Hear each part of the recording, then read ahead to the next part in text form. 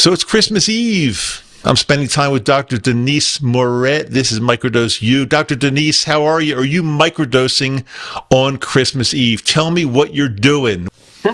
Hi, Dr. Dave, and hi, everyone that's watching Microdose U. I absolutely am microdosing. Happy holidays, whatever you're celebrating.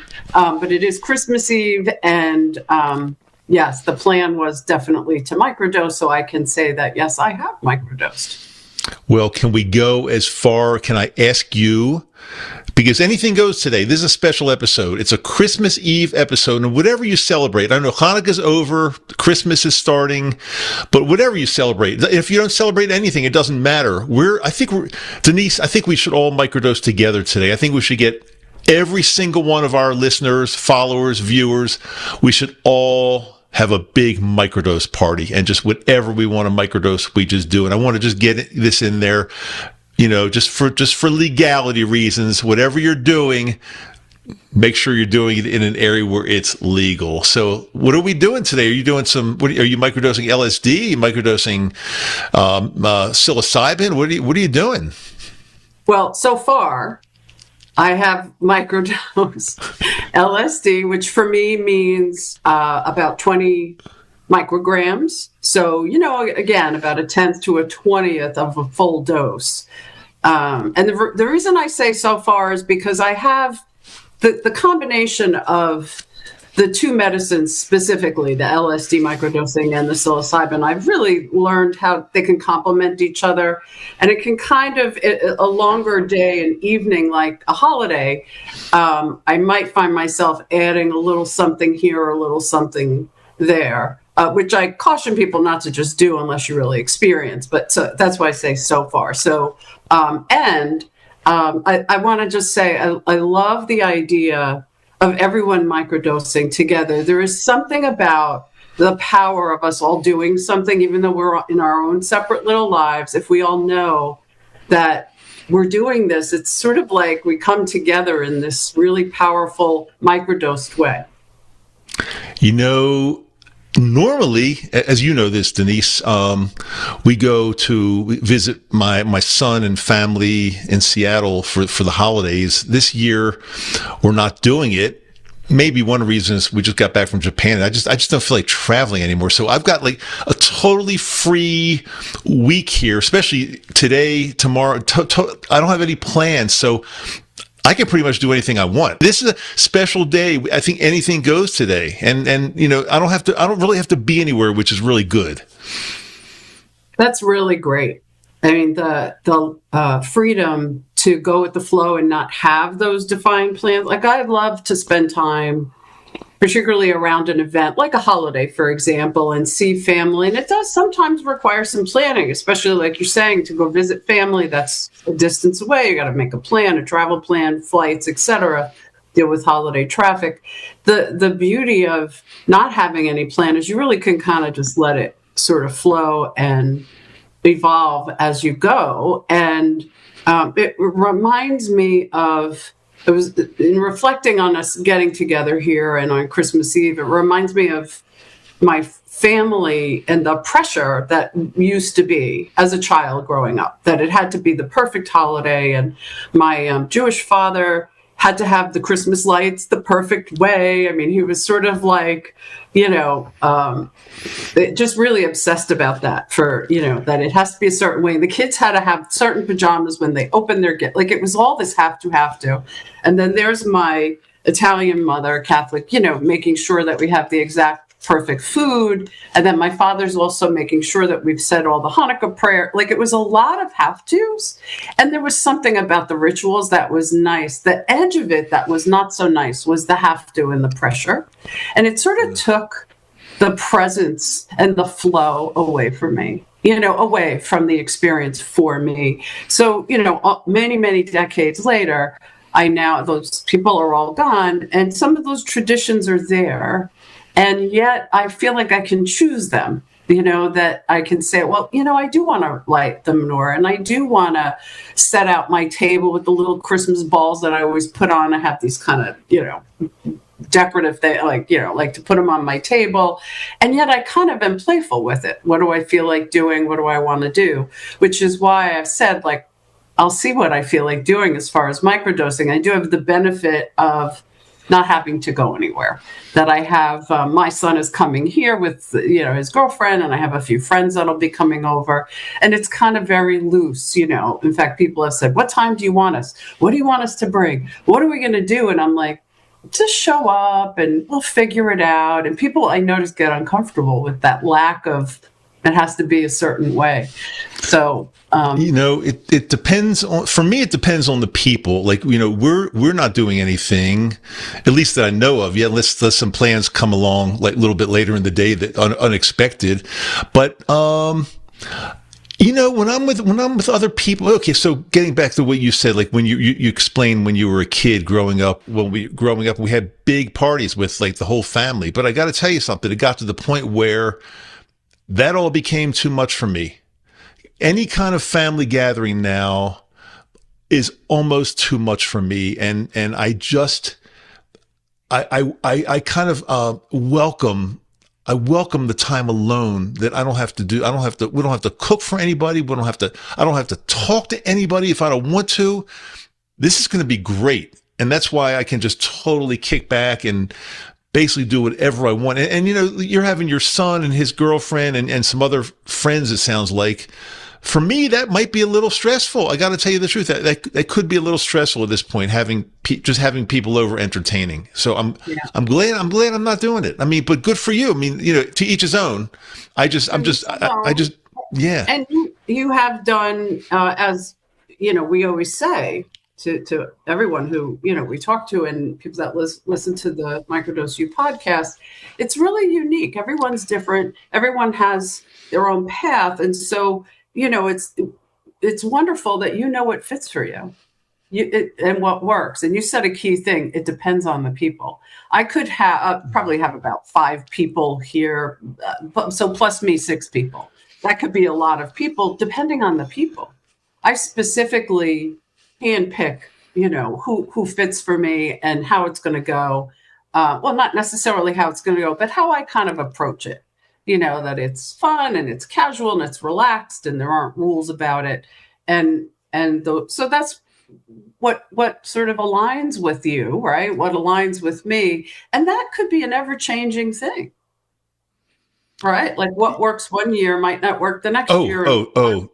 Totally. I think as the years go on, I'm going to be involved with fewer people. That's probably not a good thing. I just wonder if that has anything to do with just me getting older. I just don't feel like dealing with people. I don't know. But let me ask you, when these people come over, I imagine, because I know you, I imagine there's going to be some type of alcohol offered, I'm sure, for dinner or whatever you're all doing. But Are you going to be offering anything else? Say, like, here's a little microdose. Ryan, try this, or whoever it might be. Here's something special. It's a great question that you asked. By the way, I do have a holiday special drink planned. My friend and I, she has this edible glitter, and you swirl it into, like, if you have like a bubbly drink, it doesn't even have to be alcohol. It could be that sparkling, hard cider, not hard cider, the not with the alcohol, you know what I'm saying? Even like a seltzer-y type thing. The bubbles make it swirl and it becomes very festive. So I'm more excited about the glitter than I am about the alcohol that we're putting the glitter into. But yeah, we have a little signature holiday Prosecco drink. And here's the other interesting thing. Every single one of my friends, and including my adult son does not microdose. It's just not something that he has decided to try out and fit. Doesn't seem to fit for him and his work. He'd be concerned about that. That's a whole other story. But the other people that are coming are all microdosers. So it'll be something like, "Oh, what did you do today?" Or "What are you planning?" Or, "What do you have?" Or someone will say, "Oh, I tried this new," or someone might give me a little, here's a new variant that I grew and I wanted you to try it as a little gift. So it's not like it sounds like back in the 60s and everybody's getting together for drugs. And I don't mean it to sound that way. It's more that it's really kind of, I want to use the word sacred, not religiously, but more as in really special. Sacred means to make whole. So it's sort of like coming together and just being with whatever evolves. And so here's this little token. It's a tradition. Everybody counts on me to do it.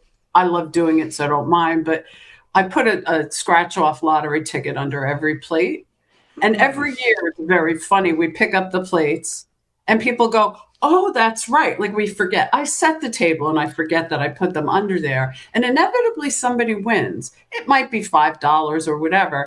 And then it becomes that person then reports on, did they play again? And did they win again? And it just becomes like a whole sort of funny, kind of get together, way of being and continuing this ritual. But here's the thing. It's just fun. There's no pretense.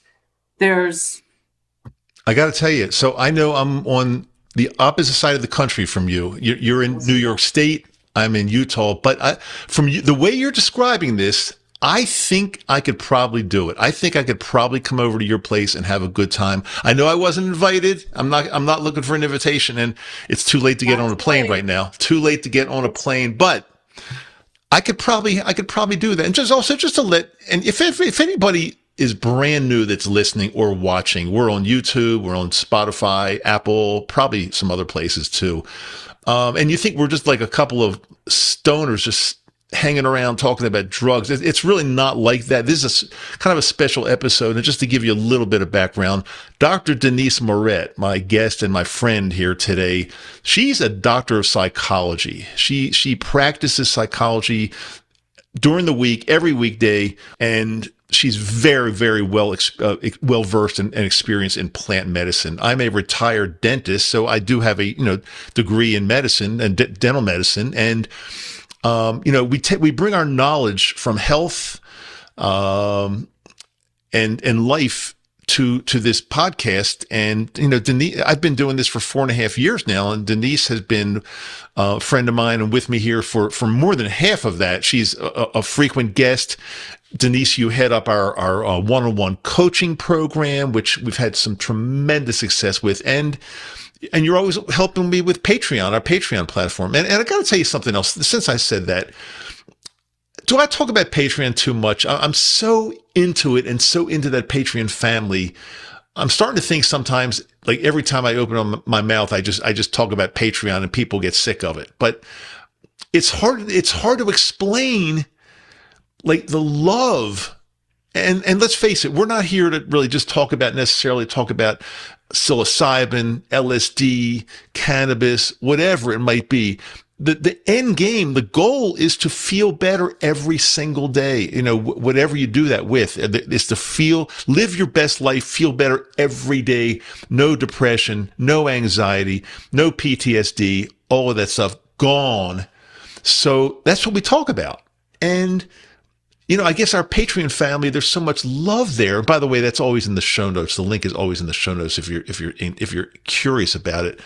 But yeah, Denise, I find myself talking about it probably way too much these days. I don't know. I mean, you'd have to survey your audience. I think that, it's so powerful. It's such a great place to be. The Patreon family and the live meetings and the chat that's 24/7. It's really such a resource. It's people really. There's a lot of expertise in that group. A lot of people. Well, I'll tell you something. I'm starting to think that speaking of expertise, there are people in that group that know. I think that know a lot more than. I'm not claiming that I know everything at all, but there's some people that know a lot. It was really funny on the last live meeting that we did when William, and I won't give his last name because we keep everything private, totally confidential in Patreon.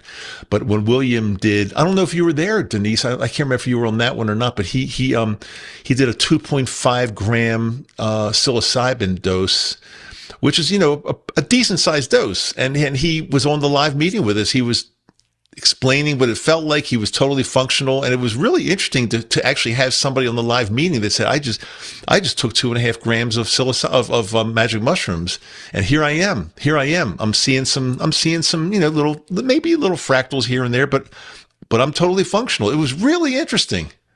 Yeah, that's very powerful to have that live happen. And William's a good example of, the diversity that's out there. That's certainly what you've created and assembled on Patreon, that, there are people who have such a diverse range of experience and can say, look, here I am. I've done 2.5 grams of psilocybin. This is what I'm feeling. And there's no judgment, and there's a lot of help. And everybody's different. So we can't say, oh, it's just one way. And yet there's so much to be learned. And it is such an evolving, these medicines are, yes, there are trends. And yet we always say it's a different day, and we're different from who we were yesterday. And that, I could take, 2 sprays of LSD today, and tomorrow take 2 sprays of LSD. Those are going to be 2 different experiences, sometimes dramatically different. 2 sprays may hit me more so, and then on another day, I'll be like, I don't know, I could do 3 more, or something, so it really is very much an evolving, like life, very evolving. And it's nice to have that chat going and connection. I got to see this. I don't know if you saw this earlier, but getting back to the Patreon, William just said this is, as we're recording this, William did, what he said, I think he said he 14 sprays. No, maybe 12 sprays. Maybe he did 12 sprays of, 12 sprays of the LSD. And wow. That's really, now that's much more than a microdose. Now, the most you and I have ever done, the most I've ever done, maybe 4 at the most, but usually do 2 to 3, usually. Yeah. So just to clarify, the microdose because people are less familiar with LSD in general, particularly people that come onto these podcasts. And, we caution people with LSD. So you don't just go spraying or taking LSD, because it's really a tiny, tiny microgram is a speck. 2 specks is a very big difference from 1 speck. So, there's, again, it's always a 10th to a 20th of the dose. So 14 sprays. So that would mean 10 micrograms. If it was a 10th to a 20th, that would, at a minimum, you'd say, that 10 of those sprays would be 100 micrograms. So he did 14. So he's well out of the microdose and into more of what we'd call, a full trip dose or a macro dose of the LSD. So did he have anything further to say in the 14 spray? I'm very curious about that. I mean, I've not taken, like we said, you started to say, Dave, 4 sprays, and I've been like, I can't imagine doing more than that. But I'm also not William, right, who's accustomed. Well, he said, I'm just checking in our chat here. He said, what did he say? I just saw it a second ago. Maybe he said, it's nice. I feel great with some mild visual distortions and blissfulness. Mm-hmm. Then he says it's definitely not as strong as 5 or 6 gram mushroom trip. Well, of course not, because 5 or 6 gram, but it's probably equal to, so it's probably, I think he did 12 sprays, so 120 micrograms. So it's probably along the order of between 1 to 2 grams of magic mushrooms, I think, somewhere in that range, 1 to 2 grams. I mean, back in the day, and if anybody's kind of, going and getting a full dose of LSD, I mean, people get them on the little pieces of paper, et cetera. I would not recommend people do that in this day and age. I'm sort of recalling back in the day when people would do that, that little blotter piece of paper, that would probably have about 200 micrograms would be probably the dose. So even though we say between 100 and 200, 100 is definitely on the lower end by a lot. Like you're saying, maybe, 1.5